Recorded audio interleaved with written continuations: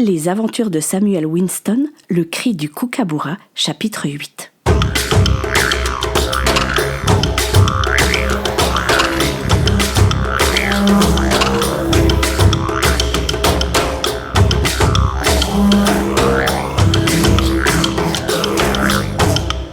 Plus moyen de revenir en arrière. Alors qu'il sautait dans le vide, Samuel sentit son estomac remonter dans sa gorge. Le saut lui parut durer une éternité. L'eau froide les enveloppa. La rivière n'était pas profonde, mais suffisamment pour qu'ils ne se blessent pas. Aussitôt arrivés au fond, ils poussèrent sur leurs jambes et remontèrent à la surface. Ils nagèrent tant bien que mal jusqu'à la rive opposée, mesurant à peine la chance qu'ils avaient eue de ne pas se briser en 1000 morceaux. Ruisselant, Samuel aida Elisabeth à sortir de l'eau et la traîna pour la mettre en sécurité. Le feu de forêt continuait à faire rage, mais à cet instant, peu leur importait ce qui allait se passer. Étendus sur le dos, ils tentaient de reprendre leur souffle. Soudain, au loin, un grondement retentit, couvrant le bruit de l'incendie. Le ciel était encore bouché par la fumée noire et l'on ne distinguait même plus une étoile dans le ciel. Trempés jusqu'aux os, ils ne sentirent pas tout de suite les gouttes de pluie. Puis, comme si l'on avait ouvert les écluses du ciel, des trombes d'eau s'abattirent sur les jeunes gens. La pluie bienfaisante inonda le paysage. Un orage venait d'éclater. La main d'Elisabeth tressauta, et tout d'un coup, elle se mit à rire à gorge déployée. Prise d'un fou rire incontrôlable, elle roula sur le côté. « Non mais regarde Samuel !» dit-elle entre deux hoquets. « Nous sommes sauvés !» Samuel ne pouvait pas croire qu'une simple pluie pourrait éteindre ce brasier, mais celle-ci redoubla d'intensité. Une lueur d'espoir s'alluma alors dans son cœur. Et c'est à ce moment-là qu'il réalisa la déclaration qu'il avait faite quelques minutes auparavant, avant de sauter. Ah, mais quelle mouche l'avait piqué! L'urgence de la situation l'avait poussé à avouer ses sentiments. Mais qu'allait-il se passer maintenant? Et si elle lui répondait qu'elle l'appréciait juste comme un ami, ou pire, comme un frère? Il secoua la tête, il venait d'échapper à la mort, une fois de plus, et pourtant, il s'inquiétait de ce détail. Quand Elisabeth se fut calmée, Samuel lui montra l'incendie. « Regarde, le feu baisse d'intensité. »« Ah oui, on dirait que tu as raison. Le jour va bientôt se lever, » constata la jeune fille. Peut-être qu'Alassemu va de nouveau apparaître maintenant qu'il fait plus clair. »« Ah non, je ne suis pas sûre. À mon avis, il retournera au campement dès qu'il le pourra. »« Mais tu crois que le feu est aussi allé dans leur direction ? » Ça, je sais pas. Il y a la grande plaine qui a peut-être fait barrage. Et puis, rappelle-toi, le vent soufflait dans la direction opposée. Elle frissonna. À cause de la pluie, la température avait chuté. Mais tu as froid!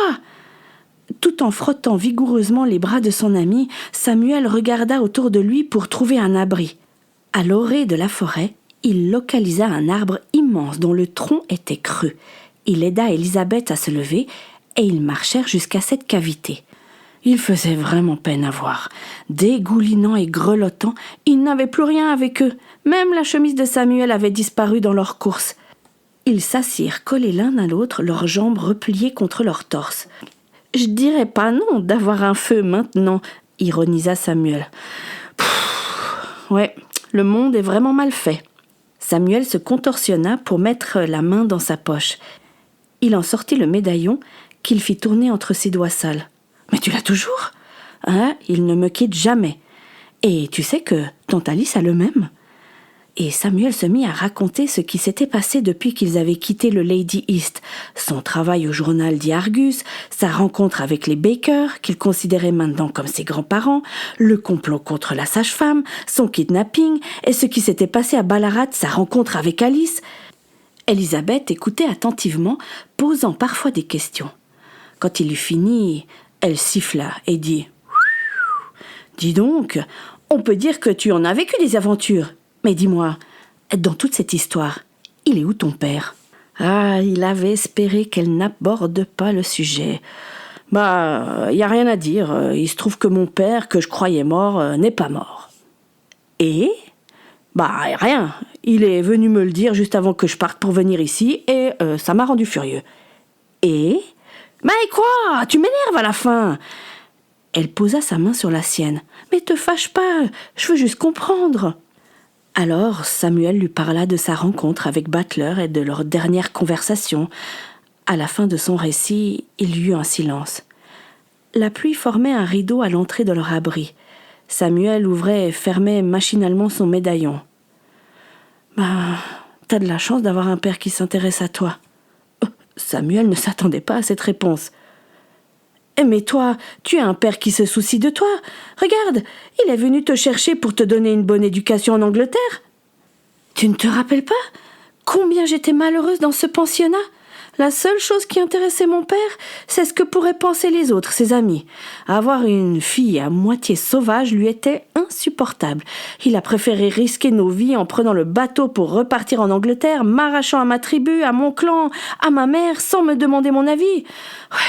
Mais je sais que nous, les filles, nous n'avons pas le droit de dire ce que nous voulons, mais je n'attends pas ça de mon père. Lui, il avait pourtant bravé les interdits en tombant amoureux d'une aborigène. Je sais pas, il pensait bien faire, tu crois pas? Alors comme ça, mon père trouve grâce à tes yeux, et le tien. C'est un peu fort, non? Décidément, cette fille n'avait pas sa langue dans sa poche. Elle poursuivit. Alors, si j'ai bien compris, Butler te révèle qu'il est ton père, et c'est tout, c'est ça? Oui, à peu près. Il m'a dit qu'il ne voulait pas me perdre une deuxième fois, avoua Samuel. Et tu le rejettes pour ça? Alors qu'il veut renouer une relation avec toi? Tu peux parler, toi. On ne peut pas dire que tu sois du côté de ton père. Elisabeth soupira. Crois-moi, je le regrette maintenant. Oui, c'est vrai, je suis heureuse ici. J'ai pris la bonne décision de revenir, mais je pense que je n'aurai plus jamais l'occasion de régler ce qui s'est passé avec lui.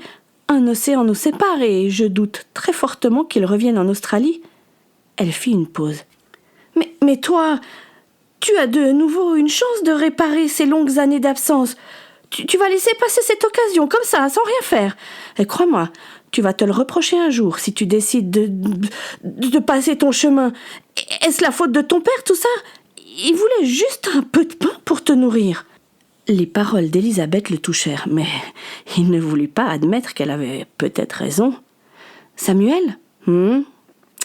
Par rapport à ce que tu m'as dit avant de sauter dans la rivière, je voulais aussi te dire que, au même instant, ils distinguèrent un mouvement au dehors. La pluie avait faibli, ce qui leur permit de voir défiler devant leurs yeux des silhouettes d'hommes. « Ah, ils nous cherchent, ce sont eux, j'en suis certain !» cria Samuel, ne laissant pas le temps à Elisabeth de le retenir. Il sortit en trombe de la cavité de l'arbre. Il se retrouva nez à nez avec une petite troupe d'aborigènes. Les hommes pointèrent aussitôt leurs lances en direction de Samuel. Il entendit Elisabeth se précipiter vers lui. Il lui chuchota. « Dis-moi que tu les connais.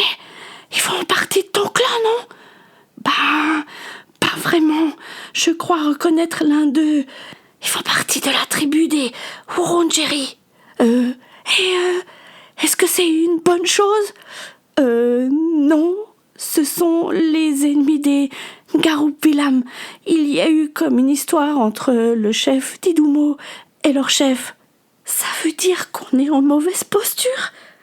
Oui, je crois que oui. Un homme se détacha du groupe en s'avançant vers eux, l'air menaçant.